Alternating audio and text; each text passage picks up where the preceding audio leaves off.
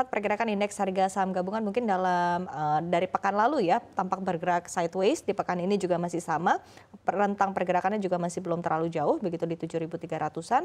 Dan di satu sisi juga mungkin sentimennya juga sudah mulai berganti ya, ketika di pekan lalu memang fokus kepada kebijakan suku bunga, di pekan ini mungkin lebih dari domestik. Seperti apa gugatan yang dilayangkan kepada ke MK begitu ya, berkaitan dengan hasil Pilpres. Nah, tapi sebetulnya seberapa besar sentimen ini mempengaruhi appetite atau mood dari para pelaku pasar?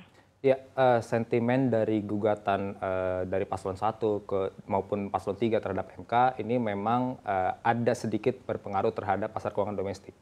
Baik itu rupiah, baik itu juga IHSG kita atau saham gitu ya. Tapi secara umum kalau saya melihat memang nampaknya dampaknya untuk sampai saat ini gitu ya setidaknya itu tidak yang benar-benar impactful sekali gitu ya. Karena mengapa?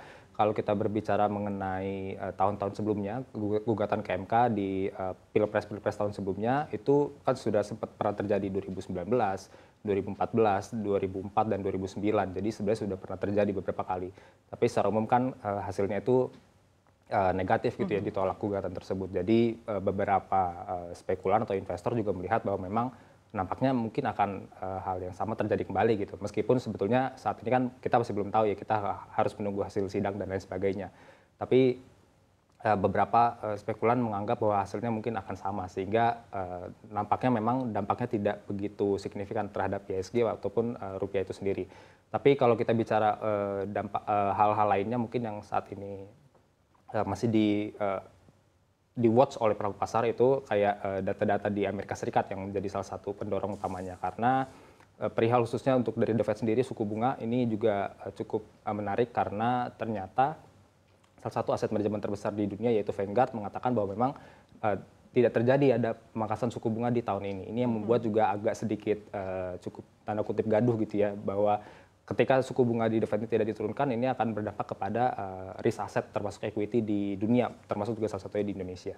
Oke, jadi artinya terkait dengan gugatan Pilpres ke MK ini tidak berpengaruh signifikan, namun lebih ke sentimen eksternal, yaitu ada komentar dari tokoh yang cukup diperhatikan oleh para pelaku investor bahwa ada beberapa quotes atau notes bahwa di tahun ini justru tidak ada pemangkasan suku bunga sama sekali. Di satu sisi memang pelaku pasar justru memperkirakan ada sebanyak 3 kali pemangkasan. Tapi di satu sisi Mas Revo, kalau kita lihat kalau tidak berdampak signifikan, tapi di pekan lalu hingga saat ini terjadi capital outflow. Apa sebetulnya yang menjadi kekhawatiran pelaku investor? Ya, sebenarnya kalau kita bicara 1 minggu terakhir sebetulnya justru itu ada capital inflow 1 triliunan. Kalau 1 bulan terakhir mungkin sekitar 5 triliunan. Tapi secara umum memang beberapa hari terjadi capital outflow karena ya kembali lagi tadi ada potensi tidak terjadinya pemangkasan suku bunga, karena ini ketika suku bunga tidak dipangkas maka risk aset itu ada terjadi depresiasi biasanya.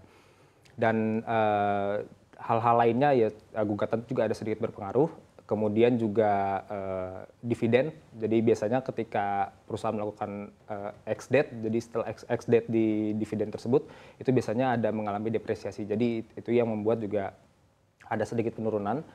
Kemudian karena tadi ketika suku bunga itu cukup tinggi di luar sana, maka berhubungan dengan SBN, dalam hal ini maksud saya adalah US Treasury tenor 10 tahun itu akan menjadi cukup menarik, sehingga investor juga nampaknya akan keluar dari pasar keuangan domestik sementara waktu, kemudian masuk ke yang lebih safe haven di US sana. Oke, baik.